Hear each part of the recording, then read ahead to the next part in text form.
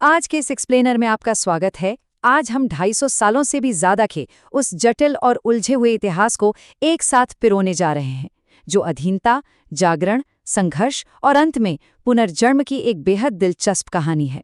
अक्सर हम इतिहास को केवल तारीखों की एक बोरिंग सी लिस्ट मान लेते हैं, है ना? लेकिन सच मानिए, जब हम इसे एक बड़ी पिक्चर के रूप में देखते हैं तो हर घटना एक दूसरे से जुड़ी हुई कड़ी बन जाती है। आज हम बिल्कुल यही करने वाले हैं।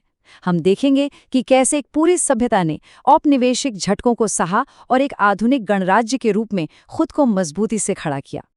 अब इस बुनियादी सवाल पर जरा गौर कीजिए जो इस पूरी कहानी की नींव रखता है। मतलब सोचिए जरा, जो लोग 1600 ईस्वी में महज व्यापार करने के इरादे से आए थे, उन्होंने धीरे धीरे एक पूरे के पूरे उपमहाद्वीप पर ही अपना कब्जा कैसे जमा लिया। ये सिर्फ कोई सैन्य ताकत या हथियारों का खेल नहीं था। ये कूटनीति, चालाकी से की गई संधियों और हमारे स्थानीय विभाजनों का फायदा उठाने का एक बहुत ही रणनीतिक खेल था। तो चलिए, तारीखों के भीड़ में खो जाने के बजाय हम इस पूरे सफर को इन 6 प्रमुख पड़ावों के जरिए समझेंगे, जो हमें ब्रिटिश शासन के उदय से लेकर एक नए गणतंत्र के निर्माण तक ले जाएगा। हमारा पहला पड़ाव है ब्रिटिश शासन का उदय। 18वीं सदी के मध्य तक आते आते मुगलों का पतन शुरू हो गया था और अंग्रेजों ने बड़ी ही तेजी से अपनी पकड़ मजबूत करनी शुरू कर दी थी। दादा भाई नौरोजी जैसे विचारकों ने इस बात को बहुत ही बखूबी समझाया है। उन्होंने पहचाना कि प्लासी और बक्सर केवल सैन्य विजय नहीं थे, बल्कि ये एक सिस्टमैटिक आर्थिक तबाही की शुरुआत थी। पहले स्थायी बंदोबस्त के जरिए किसानों का भारी शोषण किया गया, फिर भारत के उस मशहूर हस्तशिल्प को ब्रिटिश मशीनी सामानों और भारी भरकम टैक्स से पूरी तरह बर्बाद कर दिया गया, और अंत में संसाधनों की जो बेतहाशा धन की निकासी यानी वेल्थ ड्रेन हुआ, उसने इस पूरे क्षेत्र को आर्थिक रूप से पंगु बना दिया। दूसरा पड़ाव, विद्रोह और सामाजिक जागरण। अब जाहिर सी बात है, जब अर्थव्यवस्था से लेकर लोगों की आस्था तक हर चीज पर लगातार प्रहार होगा तो प्रेशर कुकर तो फटेगा ही। और यही हुआ। 1857 का विद्रोह कोई अचानक भड़का हुआ सैनिक असंतोष नहीं था। ये दरअसल राजनीतिक, आर्थिक और सांस्कृतिक शिकायतों का एक बहुत ही जटिल संगल था। डलहौजी की हड़प नीति से राजा परेशान थे, कारीगर तो लगभग भूखमरी की कगार पर थे, और नई राइफलों में चर्बी वाले कारतूसों की अफवाह ने पश्चिमीकरण के उस डर को सच साबित कर दिया था, जिसने धार्मिक भावनाओं को बुरी तरह आहत किया। 1857 के उस विशाल विद्रोह को दबा जरूर दिया गया, लेकिन इसके बाद एक बहुत बड़ा ऐतिहासिक मोड़ आया। 1858 का अधिनियम आया और ईस्ट इंडिया कंपनी का युग हमेशा के लिए समाप्त हो गया। सत्ता अब सीधे ब्रिटिश ताज के हाथों में थी। और दिलचस्प बात देखिए, इसी बदलाव ने अनजाने में ही सही भविष्य के एक एकजुट राष्ट्रवाद के सबसे शुरुआती बीज बो दिए थे। तीसरा पड़ाव, राष्ट्रवाद का जन्म। अब 19वीं सदी के अंत तक पश्चिमी शिक्षा, आज़ाद होती प्रेस और अपने पुराने गौरवशाली अतीत की पुनर्खोज ने एक नई राजनीतिक चेतना को जन्म दिया। ये फेज बहुत ही दिलचस्प है। 1907 का सूरत विभाजन देखिए। ये दो पूरी तरह से अलग विचारधाराओं का सीधा टकराव था। एक तरफ दादा भाई नौरोजी और गोखले जैसे नरम दल के नेता थे। उनका तरीका बड़ा ही व्यवस्थित था। वे प्रार्थना, याचिका और प्रस्ताव यानी 3 Ps पर निर्भर थे। और दूसरी तरफ लाला लाजपत राय, बाल गंगाधर तिलक और बिपिन चंद्र पाल की तिकड़ी यानी गरम दल। उनका साफ मानना था कि भाई विदेशी वस्तुओं का बहिष्कार करो और उग्र जन आंदोलन छेड़ो, तभी कुछ होगा। और इसी बीच बाल गंगाधर तिलक जी का वो प्रतिष्ठित बयान आता है जिसने आंदोलन की हवा ही बदल दी। स्वराज मेरा जन्मसिद्ध अधिकार है। इस एक लाइन ने प्रशासनिक सुधारों की उन विनम्र गुजारिशों को उठाकर सीधे स्वशासन की अटल मांग में बदल दिया। अब बात रियायतों की नहीं, सीधे अधिकारों की थी।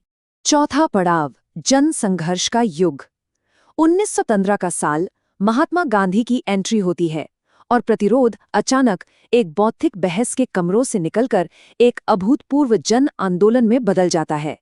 सत्याग्रह, ये शब्द तो आपने सुना ही होगा, लेकिन गांधी जी का ये सत्याग्रह केवल पैसिव या निष्क्रिय होकर बैठ जाना नहीं था। ये एक बहुत ही एक्टिव हथियार था। सत्य, अहिंसा और असहयोग पर आधारित इस तरीके ने किसान, मजदूर और महिलाओं सहित उन लाखों आम लोगों को सड़कों पर उतार दिया जिन्हें पहले राजनीतिक प्रक्रिया से दूर रखा गया था। अगर हम इन माइलस्टोन्स को ध्यान से देखें तो जन संघर्ष की बढ़ती हुई इंटेंसिटी साफ दिखाई देती है। 1919 के जलियांवाला बाग के उस खौफनाक जनसंहार से उपजे आक्रोश ने 1920 में असहयोग आंदोलन को जन्म दिया। फिर 1930 में जब दांडी मार्च कर नमक कानून तोड़ा गया तो वो सविनय अवज्ञा का एक मास्टर स्ट्रोक था।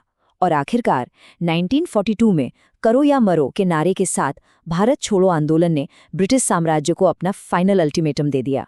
5वां पड़ाव, स्वतंत्रता और विभाजन।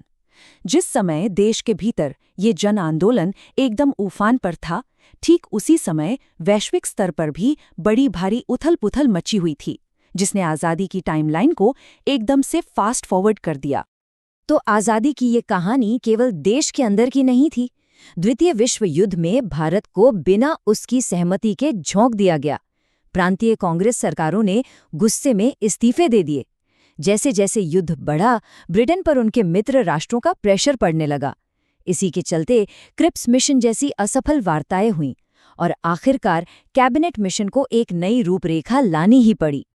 और हाँ, ये याद रखना भी जरूरी है कि अहिंसक आंदोलनों के बिल्कुल समानांतर एक सशस्त्र संघर्ष भी लगातार चल रहा था।